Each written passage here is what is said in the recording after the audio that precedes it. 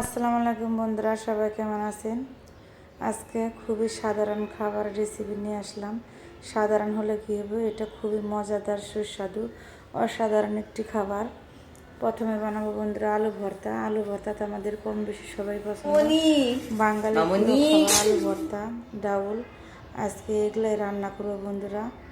সুন্দর করে আমি পেঁয়াজ, শুকনো মরিচ ডলে নিয়ে তেলটা সুন্দর করে ডলে মাখিয়ে নিই বন্ধুরা। আলুটা আমি সিদ্ধ করে ছিলে রেখেছিলাম, এখন আলুটা সুন্দর করে মাখিয়ে নেব। আলু ভর্তা যে আমার কি পছন্দ বন্ধুরা, কি বলবো। আলু ভর্তা ডাউল হলে মাছ মাংস লাগে না বন্ধুরা। আলু ভর্তা ডাউল ভর্তা ভাত সবচেয়ে খুবই মজাদার খাবার।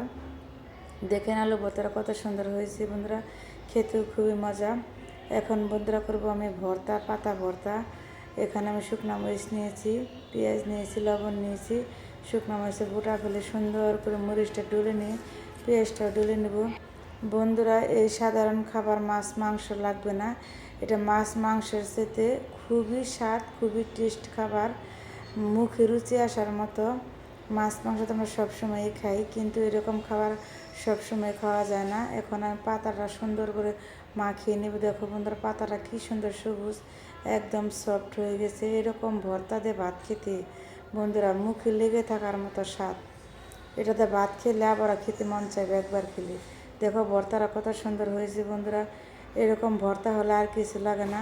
এটা পাতা ভর্তা যে আমার কী প্রিয় বন্ধুরা, এটা সবাই খেতে পছন্দ করে, ছোটো বড়ো। এখন বন্ধুরা বাঙালির প্রিয় খাবার ডাউল রান্না করব। ডাউলটা আমি কাঁচামরিচ পেঁয়াজ দিয়ে সুন্দর করে সিদ্ধ করে নিয়ে সাজিনা দিয়ে ডাউল রান্না করবো। সাজিনাটা সুন্দর করে ছিলিয়ে নিয়ে সুন্দর করে ধুয়ে নিব।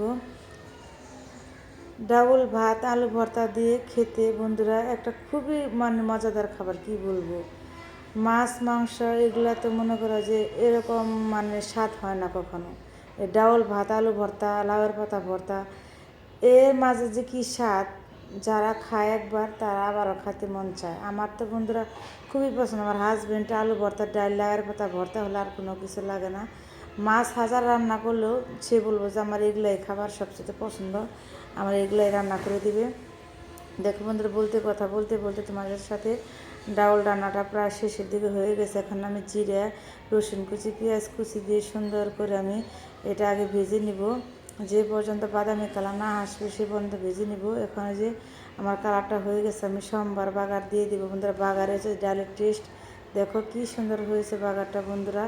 তোমাদের কাছে আমার রেসিপিটা যদি ভালো লাগে লাইক কমেন্ট করে সাবস্ক্রাইব করে পাশে থাকবো বন্ধুরা। তোমাদের জন্য সবসময় দোয়া ও ভালোবাসা রইল। আল্লাহ হাফেজ, সবাই ভালো থাকবে।